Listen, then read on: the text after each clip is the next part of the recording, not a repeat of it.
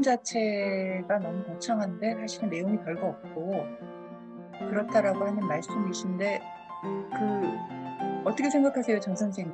동물권도 사실은 물론 스펙트럼이 다양하다는 것은 알겠지만 사실 인권이라고 하는 것의 범주를 넘어설 수 없는, 그래서 아이러니하게도 사실은 굉장히 인간 중심주의적인 개념인 것 같아요, 동물권이. 그러니까 한편으로 인간 중심주의라고 하면은 저희가 이제 여러 스펙트럼에서 또 얘기를 하는데 저는 좀 구분을 해야 될 것 같아요. 하나는 근대에 시작한 인간은 어떤 존재이고 인권을 가지고 자유와 평등을 가진 존재, 누릴 수 있는 존재다라고 하는 그 인간주의 또는 그 인간 중심주의라고 하는 게 있고, 철학적인 측면에서 또 한편으로는 그냥 지금 요즘에 한국에서 동물복지, 동물권, 동물에 대한 배려를 굉장히 강조하잖아요. 그냥 인간 중심적으로 하지 마, 동물도 배려해야 돼 라고 하면서 굉장히 대중적으로 사회적으로 얘기가 되는 그 인간 중심주의가 있는 것 같아요. 근데 저는 이 첫 번째 그 인간 중심주의를 철학적인 측면에서 그 인간 중심주의를 동물권은 벗어나지 못하고 있다고 생각을 하고요. 또 한편으로는 동물권이라고 해서 아까 천 선생님께서 말씀하셨듯이 굉장히 수동적인 권리인 것 같아요. 그러니까 그래서 나쁘다는 게 아니라 이 동물들도 쾌락과 고통을 느끼고 굉장히 중요하고 소중한 생명이기 때문에 우리가 그들을 해침해서 보호하고 자유롭게 살 수 있게 어느 정도 인권사회가 노력할 수 있지 않겠느냐라고 하는 측면에서 동물권은 지금 사실은 한국에서는 이게 있어야 돼 없어야 돼 라고 하는 수준이 아니라 이미 굉장히 중요하게 정치적으로 사회적으로 등장하고 있다고 저는 생각을 하거든요. 그래서 그것이 어떤 현실에서 여러 가지 학대나 이런 것들을 좀 방지하는 뭔가 수단이 되고 있기도 하고 법적으로. 그래서 그런 어떤 두 가지 좀 얘기를 드리고 싶은 것 같아요. 한편으로는 이론적인 측면에서 인간 중심주의적인 것을 기입하는 개념으로서의 동물권.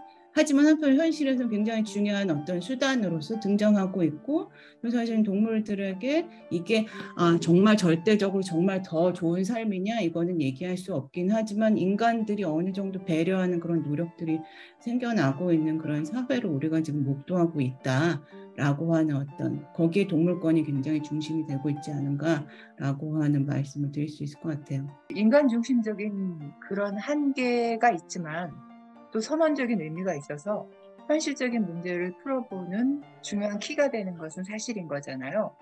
기본적으로 내가 동물과 맺는 관계를 통해서 이 동물에 대한 시각이 분명히 변하는 것들이 있고, 어린 시절에 지금 현재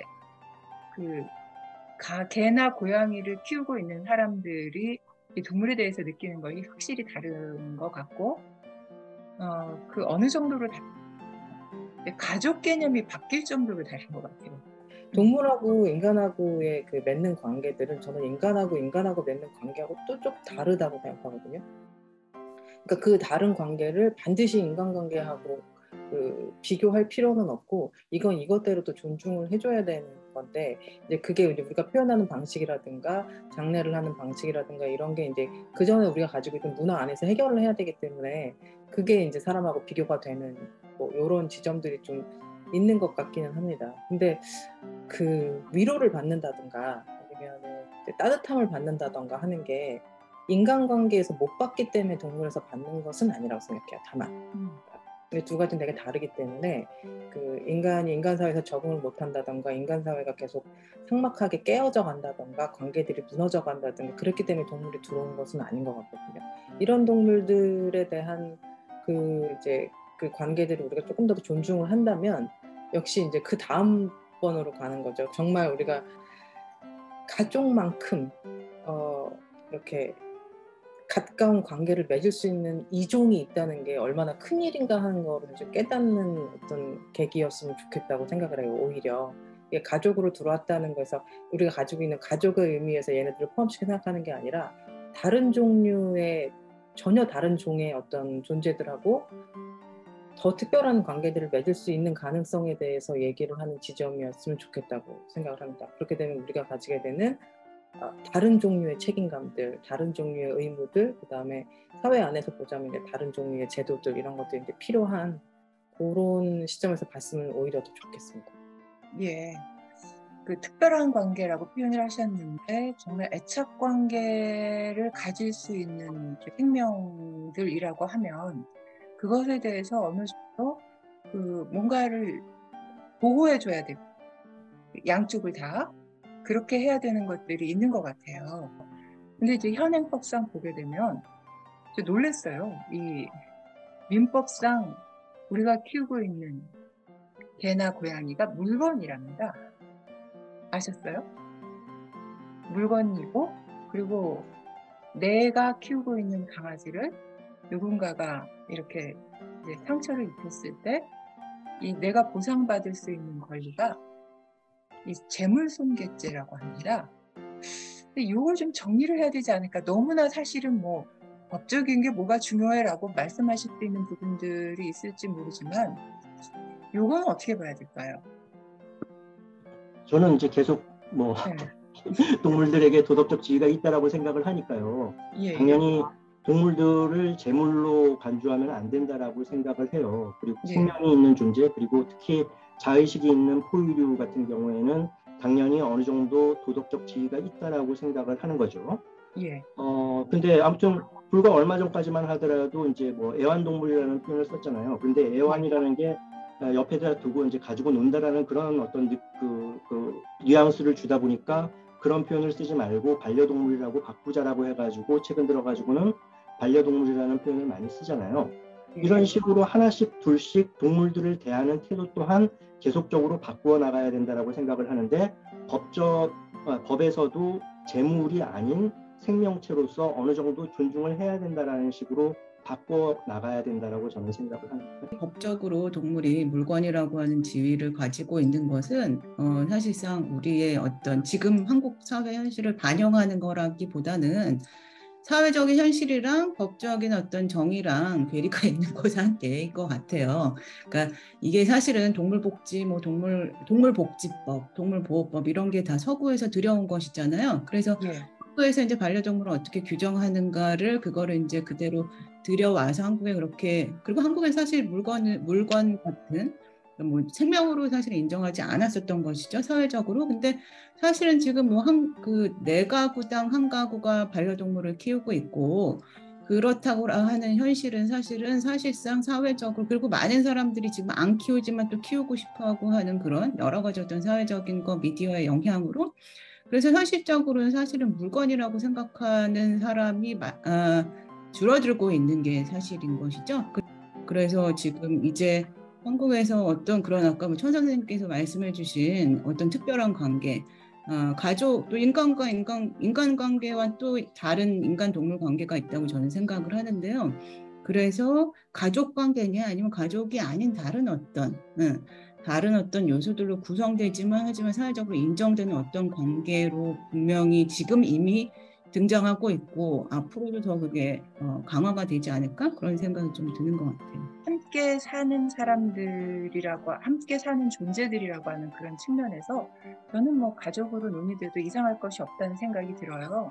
아까 천 선생님 말씀하신 대로 뭐 진짜 아프면, 그리고 뭐 감정적으로 서로 교류를 하고 또 아프면 그것에 대해서 케어해 줄 수도 있고, 케어해 줄 수도 있는 것이 아니라 그거 내가 아픈 것보다 더 마음이 쓰이고 이러면서 그러는 관계라고 하면 그걸 가족이 아니라고 하면 도대체 뭘 가족이라고 할 것인가 하는 생각이 들기도 하거든요. 그런데 이제 그럼에도 불구하고 우리가 그 소중한 관계 속에서 자기의 감정들의 모습들을 속일 수 없는 부분들이 있잖아요. 사실은 이제 그것이 나타나고 있는 아동학대라고 하는 것이 보면 부모와 자식이라고 하는 가장 가까운 사이에서 일어난단 말이에요.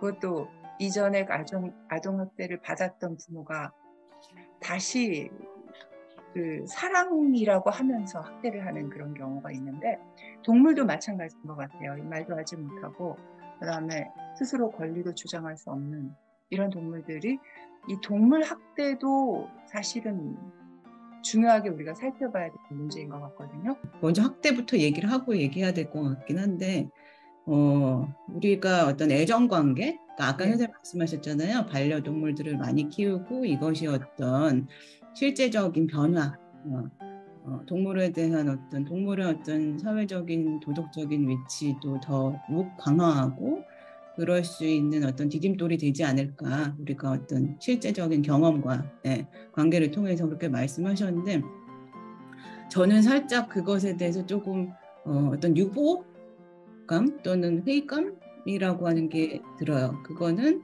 우리가 애정 관계들이 강화가 된다고 해서 폭력이라고 하는 거, 학대라고 하는 거 없어지는 것은 아니라는 생각이 들거든요. 인간 사회의 여러 가지 현실들을 봤을 때 한국에서 이렇게 동물이 굉장히 중요한, 그건 물론 반려동물에 한해서 있겠죠. 동물이 굉장히 중요하고 소중한 존재, 특별한 관계를 나누는 상대가 됐어요. 하지만 그 관계의 증가 속에서 학대도 더 증가하는 건 아닐까라고 하는 의심을 또 해볼 수 있는 것이거든요. 그래서 좀 좋은 법적인 제도적인 조치들이 나오면은 사실은 현실적으로 좋겠지만, 또 한편으로는 그것이 다 포착하지 못하는 그런 폭력의 관계들과 상황들이 있지 않을까, 그런 생각을 하게 되는데, 그런 것들을 해결하기 위해서는 또 다른 것, 그냥 단순히 사랑해라, 존중해라, 배려해라 라고 하는 그런 이야기들로 충분할까? 이런 의심들이 좀 드는 것 같아요. 신체적인 학대, 그다음에 정신적인 학대로 나눌 수도 있고, 이게 능동적으로 내가 이렇게 폭력을 가하는 방식으로 나온 능동적인 학대가 있고, 방치함으로써 내가 그냥 아무것도 하지 않음으로써 오는 이런 수동적인 것까지 다 합치면 아마 카테고리로 나누는 건 뭐 이렇게 할 수가 있을 거예요. 근데 그 행위가 있다고 해서 또 마찬가지로 의도성이 어땠느냐에 따라서 이게 학대일 수도 있고 그냥 부주일 수도 있고 실수일 수도 있기 때문에 굉장히 여러 가지들의 케이스가 나눠집니다. 근데 김창원 선생님 말씀하신 도덕적인 지위를 만약에 아주 최소한의 도덕적인 지위를 우리가 보장할 수 있다면, 저는 지금 현재 우리 사회에서 할 수 있는 법적인 제도는 학대 방지인 것 같아요. 법으로 할 수 있는 가장 최소한의 일들은, 이 동물 학대라는 것은 단지 반려동물 친한 애착 관계에서 나오는 우리가 가지고 있는 가족에서의 학대 이런 것뿐만이 아니라 최소한의 고통들을 그냥 놔두는 것 자체도 학대일 수가 있거든요. 그러니까 그 학대를 정의하는 방식들을 우리가 계속 동물에 있어서는 더 확대를 하고, 지금 현재 우리가 처벌할 수 있는 이 동물보호법으로 처벌할 수 있는 유일하게 명확한 케이스가 동물 학대거든요. 그럼 동물 학대가 무엇인지를 정의하는 것이 지금 현실적으로는 굉장히 좀 중요한 현실적인 해결 방법 중에 하나라고 이제 생각을 해요. 그래서 그것들도 되게 어디서 시작하느냐의 포인트들이 반려동물이 된다고 해서 저희가 그거를 이제 저기할 필요는 없을 것 같아요. 그러니까 이게 의미가 없다고 얘기하기는 상당히 좀 어려울 것 같기도 하고, 학대도 마찬가지인 게 동물을 학대하는 사람들이 사람에게도 범죄를 저지른다는 그렇죠. 인과성은 확인되지 않았으나 확률적으로는 확인이 되어 있는 이런 사건들도, 근데 인과성이 확인되지 않았다고 해서 확률적으로 높은데 그걸 막지 않아야 될 이유도 없거든요. 그거는 이제 여러 가지로 저희가 홍보 같은 걸 할 때는 굉장히 잘 써먹는 포인트이긴 합니다만은, 그러니까 이것도 역시 확인되지는 않으나 같이 막을 수 있는 이런 이제 것들이거든요. 이런 것들 포인트가 어디서 시작되느냐가 이 학대라는 키워드가 되게 중요한 키워드인 것 같아요.